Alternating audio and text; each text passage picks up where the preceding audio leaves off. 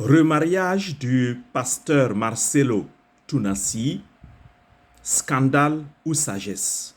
Je répète, remariage du pasteur Marcelo Tunasi, scandale ou sagesse?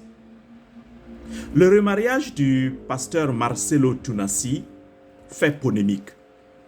Entre amour, deuil, foi et attente publique, du public plutôt, j'ai pris le temps de réfléchir.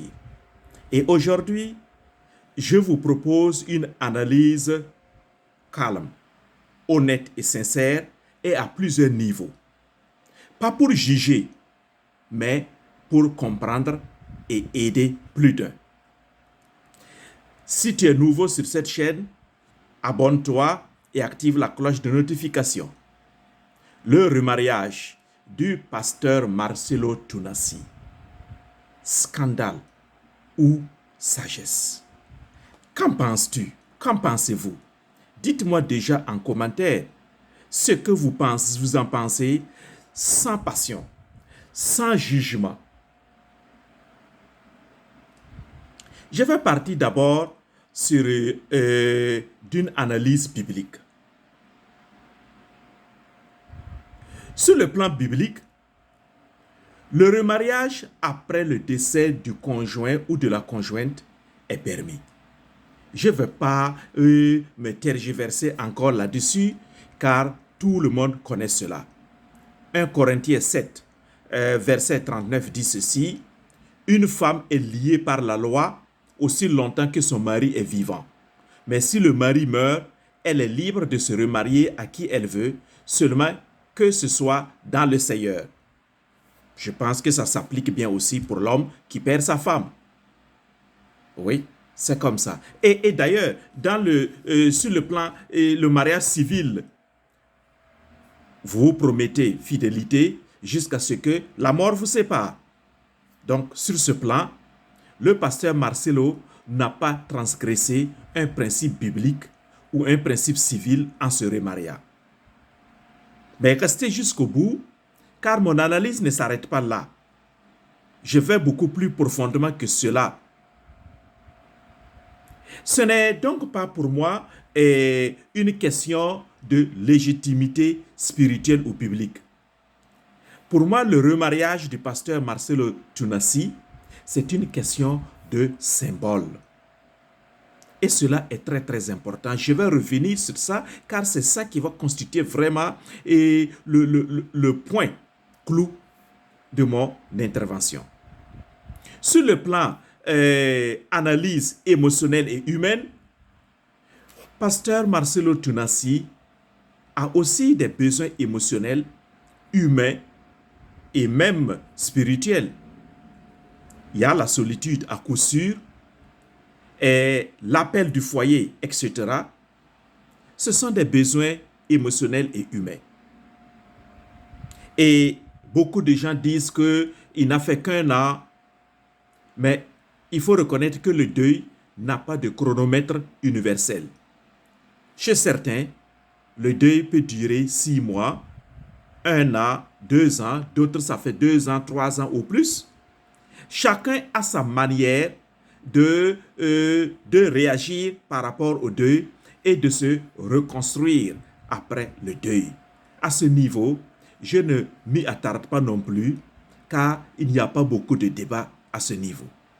Sur le plan psychologique et pastoral, je pense que le pasteur Marcelo Tunasi, après un tel deuil, c'est aussi un homme, c'est aussi un humain qui peut souffrir d'isolement, des tentations sexuelles, de la pression mentale ou simplement du besoin d'équilibre familial. Donc, jusqu'à ce niveau, moi, je ne mène pas un débat parce que ce sont des choses que chacun réagit à sa manière. Et je peux lui tirer mon chapeau à ce niveau.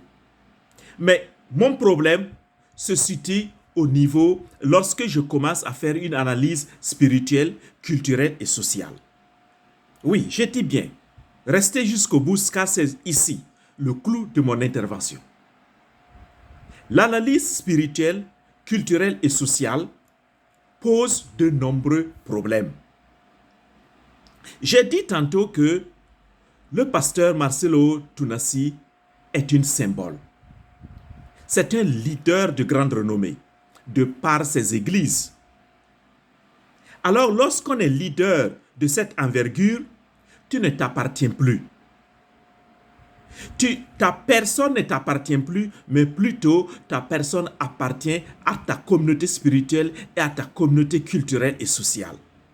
Car ce ne sont pas seulement des chrétiens qui connaissent le pasteur Marcelo Tounassi, ce ne sont pas seulement des chrétiens, que ce soit catholiques ou évangéliques, qui l'écoutent. Beaucoup de gens, même qui ne croient pas en Jésus-Christ, l'ont entendu une seule fois, une fois ou en passant, ou l'ont vu plusieurs fois. C'est là. Et un symbole, c'est plus que ce que le pasteur Marcelo vient de nous prouver. Alors, je sais que dans beaucoup de sociétés africaines, et même chrétiennes, le remariage rapide est mal vu. Surtout pour une figure publique comme le pasteur Marcelo Tounassi. Et c'est pourquoi d'ailleurs, comme c'est mal vu, ce remariage rapide peut être interprété comme un manque de respect envers la défunte, comme une stratégie cachée, c'est-à-dire ils vont dire il avait déjà quelqu'un dans sa vie, comme les gens on dit sur la toile, il devrait fréquenter de façon scandaleuse et insinueuse Esther Aïcha. Les gens aussi vont dire que c'est une preuve de superficialité. Oui, évidemment, une figure publique de cette envergure qui s'empresse de se remarier fait preuve d'une superficialité. Il est superficiel dans sa maturité humaine, spirituelle et même sociale. Et c'est là que le bas blesse. C'est là que le bas blesse, je vous dis. Parce que nous sommes dans une société et nous voudrions que nos leaders, qu'ils soient spirituels ou politiques, donnent un exemple, c'est-à-dire le bon ton de la perfection. Même si la perfection n'est pas humaine sur cette terre, mais il faut viser cette perfection humaine-là. Mais l'attitude du pasteur Marcelo Tounassi bat en brèche cette attente culturelle et sociale, et même cette attente spirituelle. Je suis sûr que beaucoup de gens de sa communauté spirituelle, de ses églises, ont quelque chose à dire, mais étant membre de son église, ils ont voilà le pire, le comble. Un leader de cette envergure ne s'appartient plus. Or, je constate que le pasteur Marcelo Tounassi n'a pas tenu compte de ce contexte culturel et social et spirituel. Je dis bien, c'est son droit. C'est un droit pour lui de se remarier. Car sur le plan biblique, psychologique et humain, il n'a transgressé aucune loi. Mais posons-nous cette question. Est-ce que parce que c'est un droit, qu'un tel leader devrait user de ce droit forcément? Je me retourne vers les Saintes Écritures. Saint Paul dit ceci dans la première lettre aux Corinthiens, chapitre 9, versets 4 à 12. N'avons-nous pas le droit de manger et de boire? N'avons-nous pas le droit de mener avec nous une sœur qui soit notre femme, comme font les autres apôtres et les frères du Seigneur? Si d'autres jouissent de ce droit sur vous, n'est-ce pas plutôt à nous d'en jouir? Mais nous n'avons point usé de ce droit. Au contraire, nous souffrons tout, afin de ne pas créer d'obstacle à l'évangile du Christ. Écoutez ce que Saint Paul dit. Nous souffrons tout afin de ne pas créer d'obstacle à l'évangile du Christ. 1 Corinthiens 9, 4 à 12. Est-ce que le pasteur Marcelo Tounassi et son équipe, ils ont pensé à ce scandale, à cet obstacle qu'ils peuvent créer à l'évangile de Christ en posant un tel acte dans cette société, dans cette culture, dans ce contexte culturel, spirituel et social. Pour Saint Paul ici, il veut dire simplement, j'aurais pu faire comme les autres, j'en ai le droit, mais j'ai choisi de renoncer à mes droits par amour, par sagesse, pour ne pas scandaliser. Ah, voilà. Saint Paul ne veut pas scandaliser. Mais je constate que le pasteur ici pose un acte public majeur, grandiose, qui scandalise plus d'un. Et lui-même, il devient un obstacle à l'évangile du Christ. L'attitude et la réflexion de Saint Paul ici nous donnent une leçon puissante pour les leaders chrétiens. Pourquoi n'a-t-il pas pensé à cela, ce pasteur-là? Et pour moi, la maturité, ce n'est pas seulement revendiquer ce qui est permis. Oui, on peut dire, oui, je me remarie, c'est normal, c'est naturel, c'est permis. Mais pour moi, la maturité spirituelle et humaine, c'est savoir aussi renoncer à certaines choses pour le bien des autres.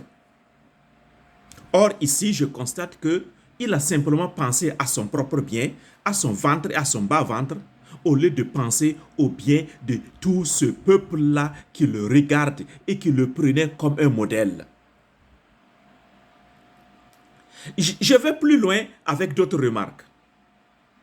Dans une des vidéos, le pasteur Marcelo Tunasi lui-même a dit qu'il a fait 5 ans de fiançailles avec Maman Blanche avant de se marier.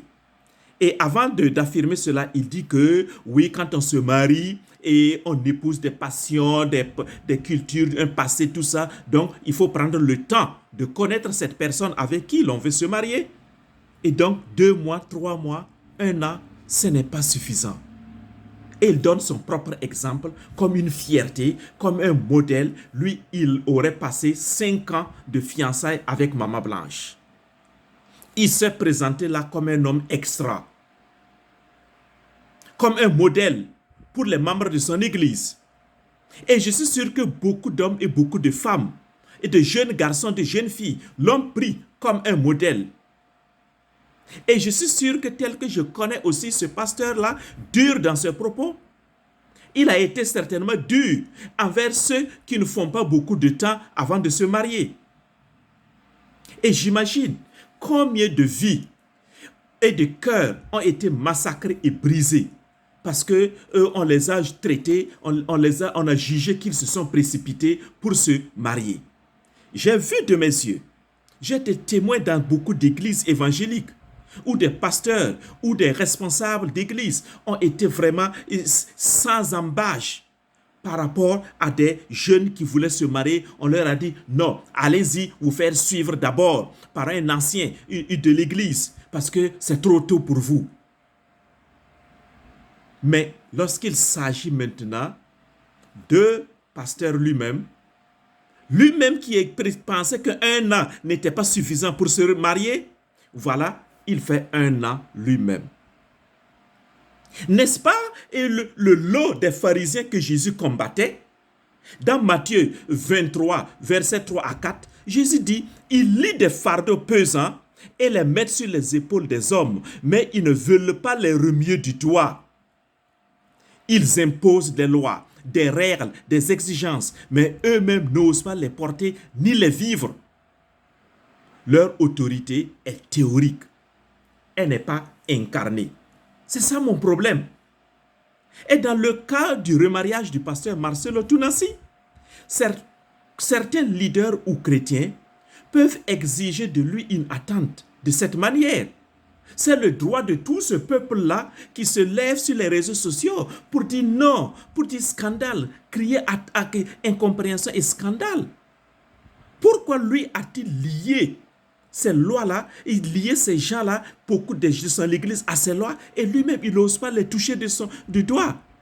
Pourquoi n'est-il pas capable lui-même de vivre un célibat assez prolongé? pour se sacrifier dans l'intention de donner un bon message fort encore pour les membres de son église et pour tout le monde. Il n'a même pas supporté ce que lui-même, il avait décrété pour les gens dans sa propre vie. Il lit des charges lourdes, mais ne les remet pas du doigt. Je trouve qu'ici, le pasteur Marcelo Tunasi s'est dédié. Alors, il n'est plus crédible dans ses enseignements. En tout cas, dans ses enseignements concernant le mariage que je connais, il n'est plus crédible. Est-ce qu'un père qui veut du bien pour ses enfants n'est-il pas prêt, capable de se sacrifier, de se retenir pour ne pas donner une mauvaise image, une mauvaise leçon ou un mauvais enseignement à ses enfants? Je pense qu'il va de même pour un pasteur qui aime vraiment ses fidèles. Pourquoi n'est-il pas capable? Veut-il nous dire que il a une certaine dépression sexuelle, affective, émotionnelle qu'il ne peut pas contenir, si bien que, boum, il faut user de son droit à advienne que pourra? Je me pose vraiment la question, en tant que moi qui traite beaucoup des cas de mariage. Quel exemple donnes-tu? Veux-tu dire à partir de maintenant que les gens de ton église, et c'est ce qu'ils peuvent faire aussi, précipitamment se marier ou se remarier? Et donc, les pasteurs de ton église, s'ils perdaient leur femme, voilà ce qu'ils peuvent faire aussi. Et les mamans pasteurs qui sont là assises et qui ne disent rien, ça veut dire que c'est le même sort que vous allez subir que celui de maman Blanche. Et un autre aspect, il a dit, pasteur Marcelo dit ceci, pour justifier son acte présent: je connais la Bible, je connais mon Dieu. Ah oui. Est-ce qu'il connaît vraiment la Bible? Il peut la connaître, mais est-ce qu'il vit réellement la Bible? Est-ce qu'il pratique vraiment la Bible? Car ce n'est pas celui qui dit Seigneur, Seigneur, qui entrera dans le royaume des cieux, mais celui qui met en pratique la volonté de mon Père. Est-ce qu'il met en pratique la volonté de Dieu? Alors, quand c'est à son tour, il veut que les gens soient tendres envers lui. Quel égo! Donc, les fidèles vont suivre. Alors, il dit qu'il connaît la Bible. Je m'en vais dans la Bible. Pour moi, c'est un symbole. Ce n'est pas une question de choses, mais pasteur Marcelo Tunasi est un symbole, c'est une figure publique, c'est un leader remarquable. Et à ce titre-là, il faut faire beaucoup attention. Car tu peux déconstruire tout ce que tu as bâti depuis des années.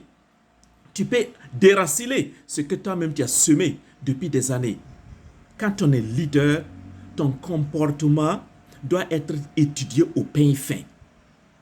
Quelles que soient les choses que tu veux, les objectifs que tu veux obtenir, si tu veux réellement le bien de ceux qui te suivent, ça demande à être minutieux.